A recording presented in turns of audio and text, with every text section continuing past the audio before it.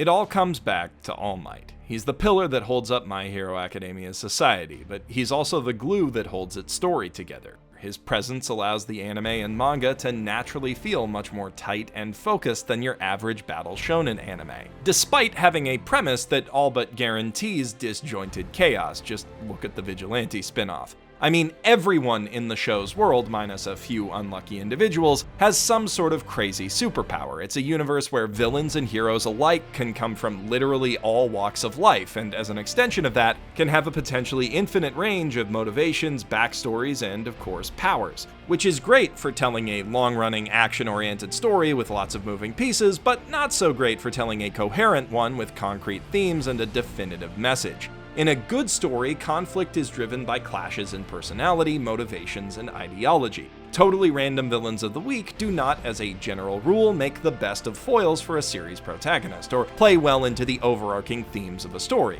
While monsters and assholes who just need to be stopped because they're dangerous and evil make for decent action fodder, they rarely feel like integral parts of the story or the hero's development. But if you try to force that kind of connection, it can just end up making your villains a bit repetitive. Or worse, you can strain the believability of your world and even undermine the meaning of your story. Hollywood has a really big problem with trying to tie everything in a narrative together when those connections don't mean anything in regards to the plot or theme. Like in the Ghostbusters reboot, which, can we all agree that that's bad now? Okay, cool. Does it really add anything to have the random nerdy villain be motivated by Kristen Wiig's dumb ghost book? Or as another example, are the Amazing Spider-Man train wrecks improved by connecting Spidey and Gwen and every villain to Oscorp and Peter's dad's super soldier research?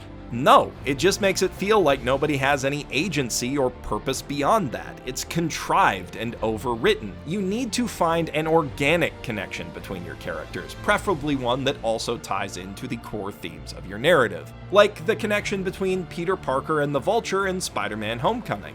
They're both boys from Queens, they both have different takes on what it means to do right by your family and friends and community. They both want something from S.H.I.E.L.D. and they both, well, I won't spoil that, but that's a good hero-villain dynamic to shoot for. It says something about both of them. However, the bigger and more diverse your cast gets, the harder that is to accomplish. All Might solves this issue for Hiroaka in a pretty clever way.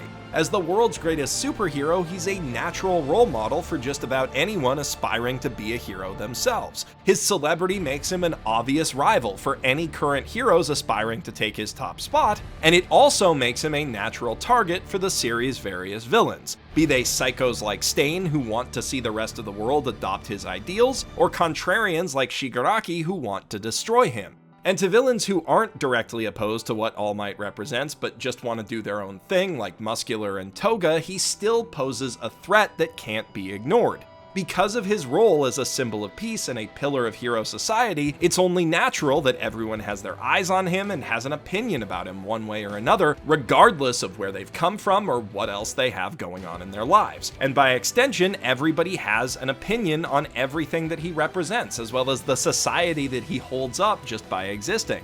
His fame means that his sphere of influence can reach anybody in the story without it feeling forced, and his public image and personal motivations are intrinsically tied to the core question that drives this whole story. What does it mean to be a hero? This in turn means that just about everyone in My Hero Academia's universe has a tangible connection to the series' protagonist, Deku, in that they can represent different ideologies regarding All Might and heroism, and that they will probably either directly support or oppose him as All Might's successor. Even relationships that Deku already has in place from day-to-day life are given extra depth by this connection. Bakugo, for instance, is his childhood friend and current bully. He represents a somewhat twisted version of what Deku wishes he could have been born as, while Deku represents weakness that Bakugo doesn't want to acknowledge inside himself. But they're also connected by the fact that they both look up to All Might and want to be like him, which complicates their relationship since, though Bakugo doesn't know it, Deku is already becoming the new All Might. And then, of course, there's the villains who test Deku's ideals as well as his physical strength.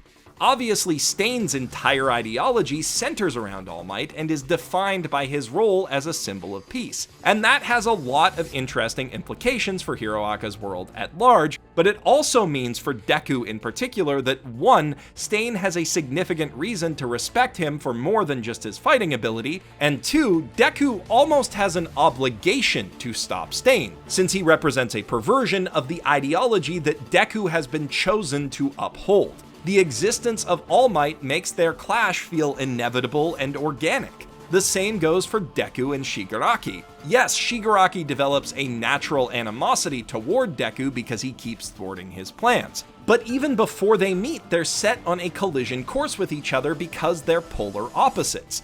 Deku is someone who started powerless and was raised up by All Might's influence, while Shigaraki is someone who had a great deal of natural power and was brought down by All Might's neglect, and a society that he sees as being coddled into complacence by heroes constantly saving them. And looking even further back, they're both heirs to 2 legacies: the legacy of All for One, who raised Shigaraki and created One for All, and the legacy of Nana Shimura, who helped All Might to save the world, but failed her family in the process. 2 sides of the same coin.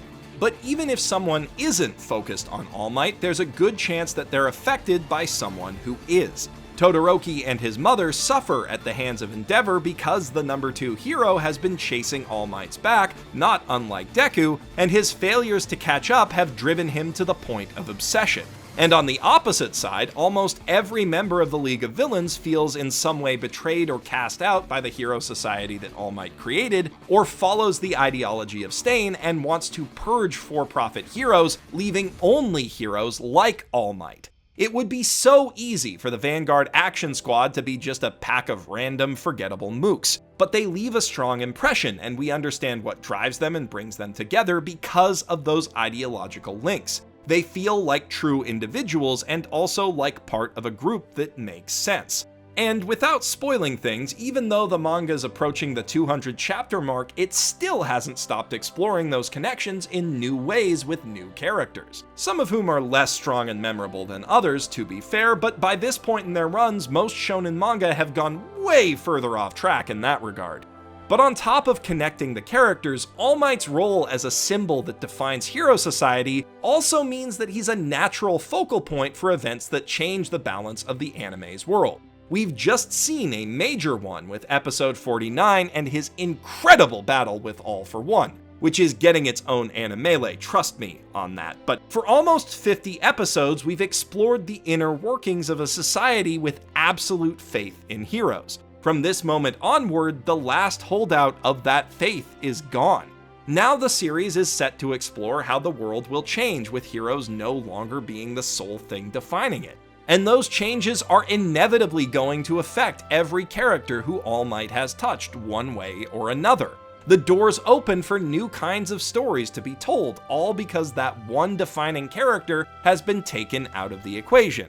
But because those stories are focused on what happens in his absence, they're still focused on the core themes of the story, that question of heroism. Forcing All Might into retirement just allows Horikoshi to approach those ideas from new angles while also raising new questions about what it means to be a villain. The League of Villains has succeeded in shaking the foundations of hero society, and the series is headed towards some dark places as a result. Obviously, with the manga still ongoing, we've got no way of knowing how this is going to shake out exactly, but I have a guess. All Might's gone, but he's inspired a generation of kids, way more than just Deku, who want to be heroes like him. Not heroes for profit or heroes for fame, though there are certainly a few of those stinking up the place, but symbols of peace and justice, all of whom are just a couple years out from coming into their own as heroes. So if I had to take a stab at where the series is going to go from here and ultimately end, I mean, Deku's already said that he's destined to be the greatest hero, but he may not be the only one. If the show and manga keep their focus as they have so far, I think that we're going to see a lot of young heroes rising up in All Might's place, with or without One for All, and ultimately proving Shigaraki's twisted view of hero society wrong. Or maybe the series will fall into an endless cycle of hollow, repetitive storylines, because, Shonen Jump. But I'm holding out hope that, in the end, at least in spirit, it will all come back to All Might. By the way, if you enjoy the cool superpowered action of My Hero Academia and its selection of quality waifus, I am so sorry I couldn't come up with a better segue than this, then you may be interested in today's sponsor, Honkai Impact 3rd, a character action game for Android and iOS that I genuinely cannot believe runs on a phone. What you're looking at isn't one of those bullshit CGI trailers you see for most mobile games. These are real in-game graphics, and I've seen a lot of console and PC indie games that don't look half as good. And the gameplay is just as tight and polished. It maintains a stable frame rate despite looking this good, and it's got a responsive 2-button control scheme that's simple but leaves room for combos, special moves, air juggles, and parries, rewarding players who take the time to learn its systems inside and out. And with a wide variety of enemies and customizable characters, there is a lot to learn. This is a proper hardcore action game in the vein of Devil May Cry and Bayonetta, and being able to take that kind of experience on the go and put in 5 minutes whenever I have a bit of time to spare is really cool. It's become one of my go-to games for taking quick breaks from work, and sometimes less quick breaks if I'm being perfectly honest, and it's one of very few mobile games that can suck me in and doesn't make me feel like I'm cheating myself when I flop down to play it on the couch for a couple hours instead of the console that's right there in front of me. Plus, it's got an array of top-shelf waifus to choose from, which is always an important feature in any game. The little marketer that lives in my brain keeps telling me that I should just say, "Look how good these graphics are! Look how cute these girls are! Here's the download link," but I'd be doing a disservice to the genuine depth and fun that this game provides. So if you're interested in trying out Honkai Impact 3rd, click the link in the doobly-doo. It'll take you straight to the App Store of whatever device you're currently using to download the game. And while you're down there, don't forget to hit that subscribe button and leave a comment telling me how I did. My supervisor pays very close attention to those.